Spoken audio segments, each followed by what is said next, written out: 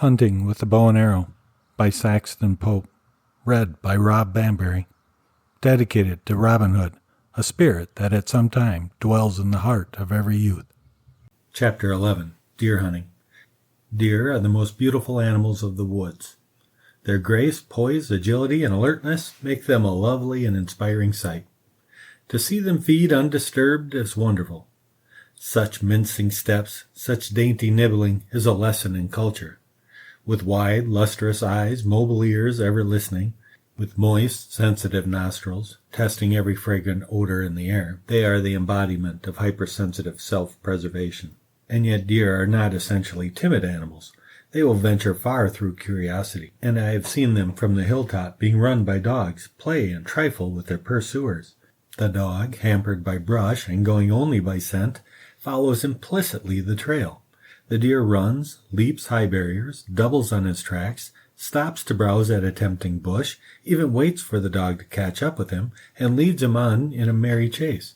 I feel sure that unless badly cornered or confused by a number of dogs or wolves, the deer does not often develop great fear, nor is he hard put to it in these episodes. Quite likely there is an element of sport in it with him.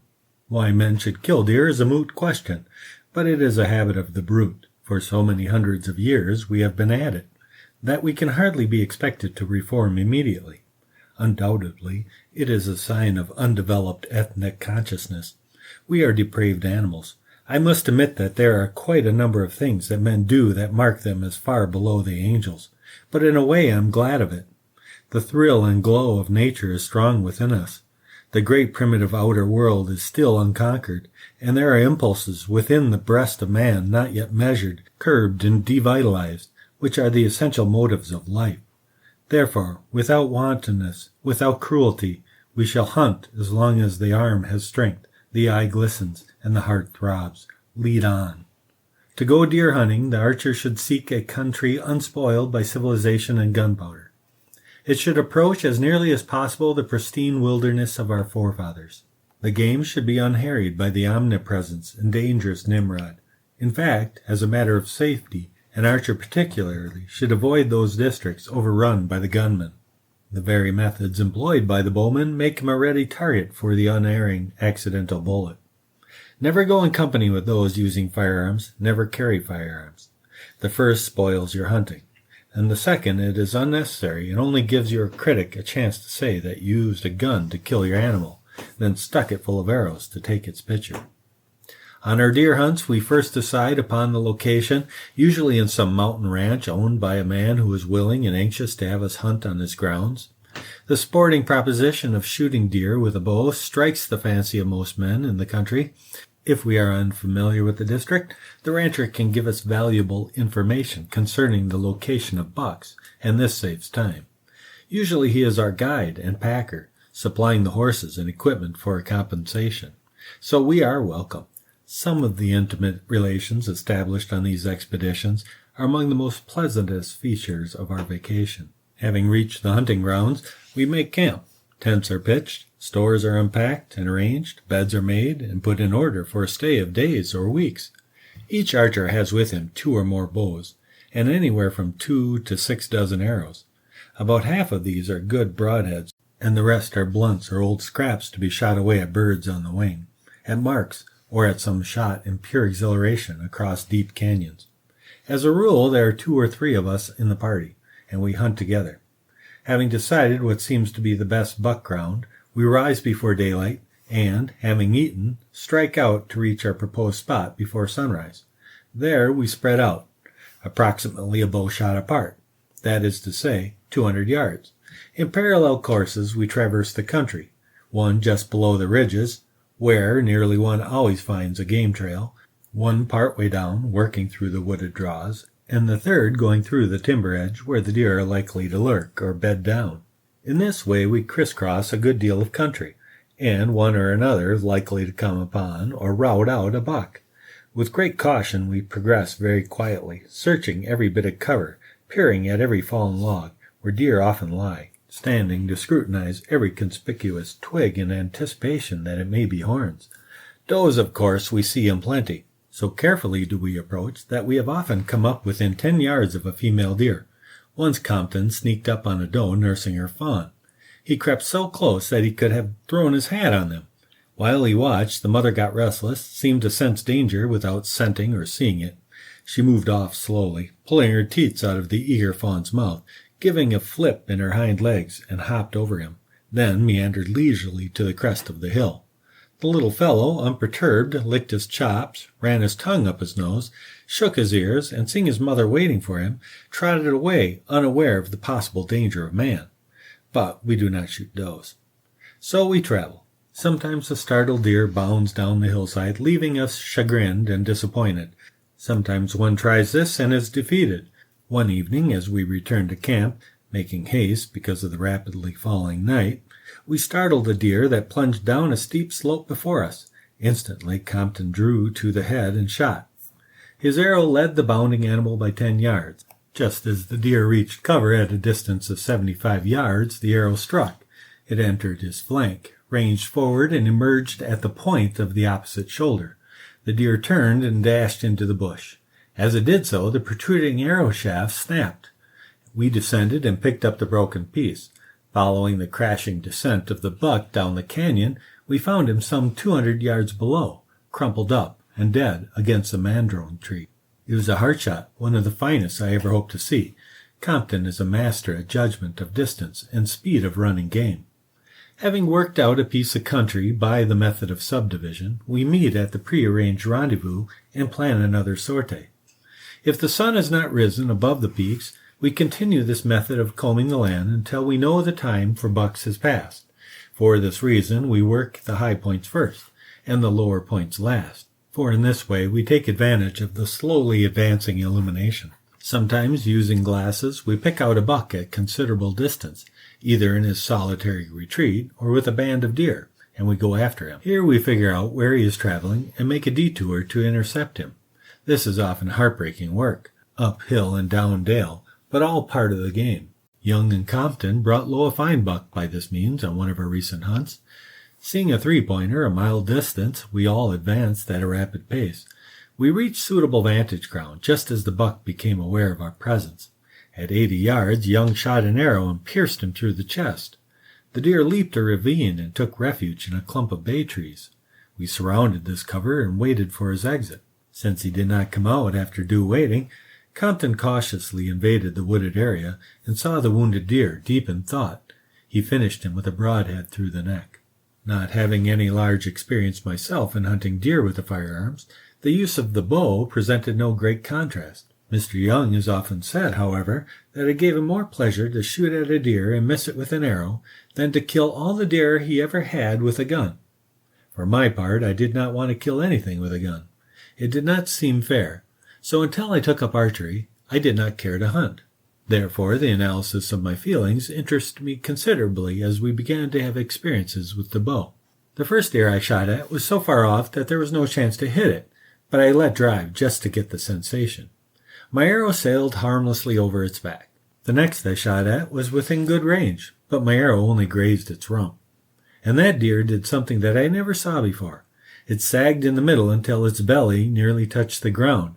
Then it gathered its seemingly weakened legs beneath it and galloped off in a series of bucks.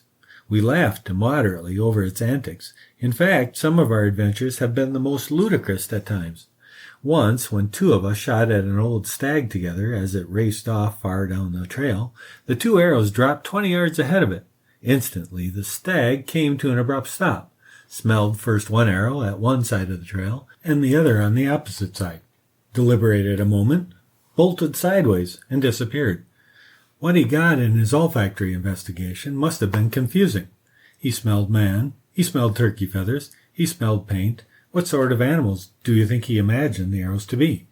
This reminds me that Ishi always said that a white man smelled like a horse, and in hunting made a noise like one. But apparently he doesn't always have horse sense. I saw this exemplified upon one occasion. When camped in a beautiful little spot, we were disturbed by the arrival of a party of some 4 men, 5 horses and 3 dogs, all heavily accrued for the chase. With our quiet Indian methods, we caused little excitement in the land, but they burst in upon us with a fury that warned all game for miles around. The day after their arrival, alone on a trail, I heard one of this band approaching. Half a mile above me, his noise preceded him. Down he came over brush and stones. I stepped quietly beside a bush and waited as I would for an oncoming elephant. With gun at right shoulder arms, knapsack and canteen rattling, spiked shoes crunching, he marched past me, eyes straight ahead, walking within 10 yards and never saw me. 20 deer must have seen him where he saw one. That night this same man came straggling wearily into our midst and asked the way to his camp. He explained that he had put a piece of paper on a tree to guide him, but that he could not find the tree. We asked him what luck. He said that there were only does in the country. Perhaps he was right, because that is all they shot. We found 2 down in the gullies after they had gone.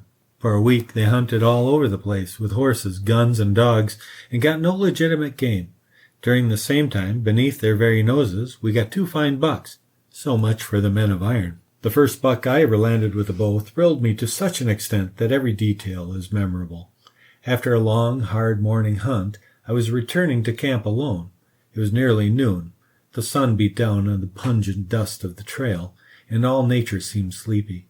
The air, heavy with the fragrance of the pines, hardly stirred. I was walking wearily along, thinking of food, when suddenly my outer visual fields picked up the image of a deer. I stopped. There, 80 yards away, stood a 3-year-old buck, grazing under an oak. His back was towards me. I crouched and sneaked nearer. My arrow was knocked on the string. The distance I measured carefully with my eye. It was now 65 yards. Just then the deer raised its head. I let fly an arrow at its neck. It flew between its horns. The deer gave a startled toss to its head, listening a second, then dipped its crest again to feed. I knocked another shaft. As it raised its head again, I shot. This arrow flew wide of the neck, but at the right elevation. The buck now was more startled and jumped so that it stood profile to me, looking and listening. I dropped upon one knee. A little rising ground and intervening brush partially concealed me. As I drew a third arrow from my quiver, its barb caught in the rawhide, and I swore a soft, vicious oath to steady my nerves. Then, drawing my bow carefully, lowering my aim, and holding like grim death, I shot a beautifully released arrow. It sped over the tops of the dried grass, seeming to skim the ground like a bird, and struck the deer full and hard in the chest. It was a welcome thud. The beast leaped, bounded off some 30 yards, staggered, drew back its head, and wilted in the hind legs. I had stayed immovable as wood. Seeing him failing, I ran swiftly forward, and almost on the run at 40 yards, I drove a second arrow through his heart. The deer died instantly. Conflicting emotions of compassion and exultation surged through me, and I felt weak.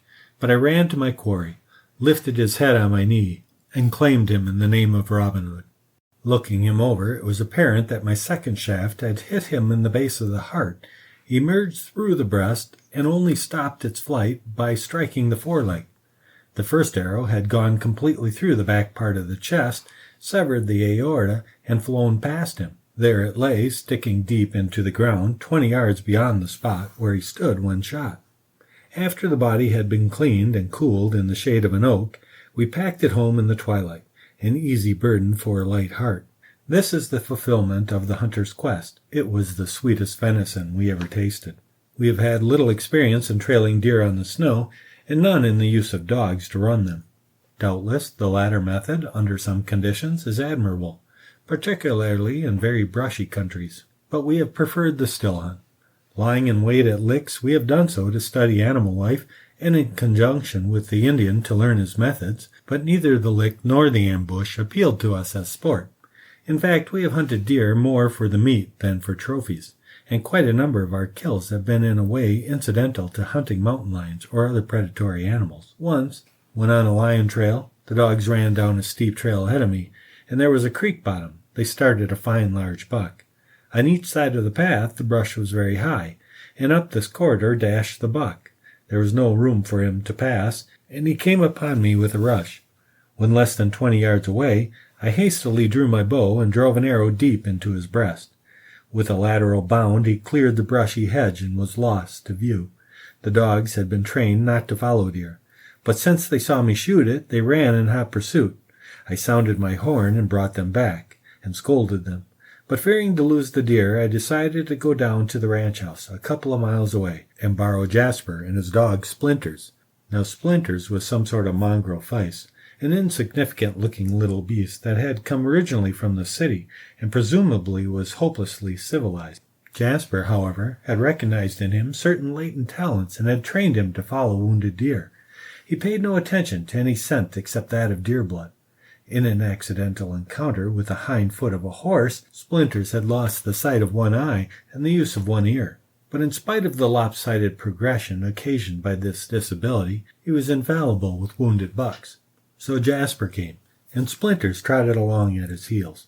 At the spot where the deer leaped off the trail, we let the dog smell a drop of blood. After a deliberate, unexcited investigation, he began to wander through the brush. Occasionally he stopped to stand on his hind legs and nosed the chaparral above him, then wandered on. Just about this time I stepped on a rattlesnake, and after a hasty change of location, directed my efforts toward dispatching the snake. By the time I had finished this worthy deed, Jasper and Splinters were lost to view, so I sat down and waited. After a quarter of an hour I heard a distant whistle. Following Jasper's signal, I descended to the creek below me, went a short distance up a side branch, and there were all three, Jasper, Splinters, and the deer.